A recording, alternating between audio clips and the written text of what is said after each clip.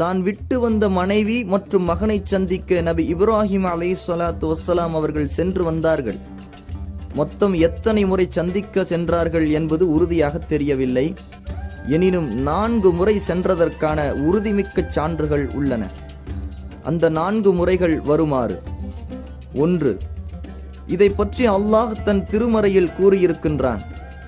நபி இப்ராஹிம் அலைஹிஸ்ஸலாத்து வஸ்ஸலாம் அவர்கள் தமது மகனார் இஸ்மாயில் அலைஹிஸ்ஸலாம் அவர்களை அறுத்து அல்லாஹுவுக்கு தியாகம் செய்வது போல் கனவு ஒன்று கண்டார்கள்.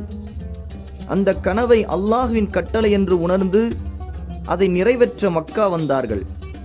இது குறித்து பின்வரும் குர்ஆன் வசனத்தில் அல்லாஹ் இவ்வாறு குறிப்பிடுகிறான்: ஆகவே அந்த இருவரும் இறைவனின் விருப்பத்திற்கு முற்றிலும் வழிபட்டு இப்ராஹிம் தன் மகன் இஸ்மாயிலை அறுத்து பலியிட முகங்குப்புற கிடத்திய போது நாம் இப்ராஹிமே என நாம் அழைத்து, உண்மையாகவே நீங்கள் உங்களுடைய கனவை மெய்யாக்கி வைத்து விட்டீர்கள் என்றும், நன்மை செய்பவருக்கு நாம் இவ்வாறே கூலி கொடுப்போம் என்றும் கூறி, நிச்சயமாக இது மகத்தானதொரு பெரும் சோதனையாகும் என்றும் கூறினோம்.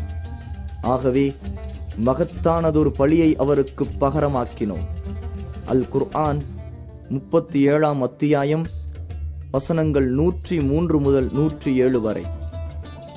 இஸ்ஹாக்கை விட இஸ்மாயில் அலைஹிஸ்ஸலாத்து வஸ்ஸலாம் 13 ஆண்டுகள் மூத்தவர் என்று தௌராத் வேதத்தில் தக்வீன் என்ற அத்தியாயத்தில் குறிப்பிடப்பட்டுள்ளது.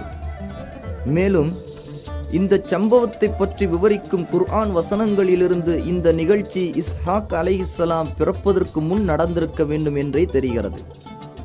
ஏனென்றால் மேன்மை மிகு குர்ஆனில் நபி இப்ராஹிம் அலைஹிஸ்ஸலாத்து வஸ்ஸலாம் அவர்கள் இஸ்மாயில் அலைஹிஸ்ஸலாம் அவர்களை அறுத்து பலியிட முயன்ற நிகழ்ச்சி முழுதும் கூறப்பட்ட பிறகு அதை அடுத்து இஸ்ஹாக் அலைஹிஸ்ஸலாம் அவர்கள் பிறப்பார் என்ற நற்செய்தி கூறப்பட்டுள்ளது. ஆக இதிலிருந்து இஸ்மாயில் அலைஹிஸ்ஸலாம் அவர்களை அறுப்பதற்காக நபி இப்ராஹிம் அலைஹிஸ்ஸலாத்து வஸ்ஸலாம் அவர்கள் ஒரு முறை மக்காவிற்கு சென்றுள்ளார்கள் என்பதும், அப்போது இஸ்மாயில் அலைஹிஸ்ஸலாம் வாலிபம் அடையவில்லை என்பதும் தெரிய வருகிறது.